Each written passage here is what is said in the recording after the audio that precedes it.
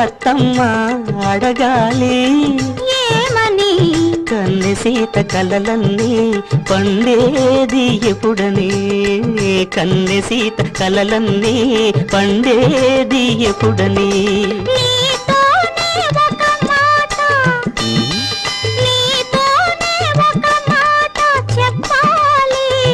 ఏమని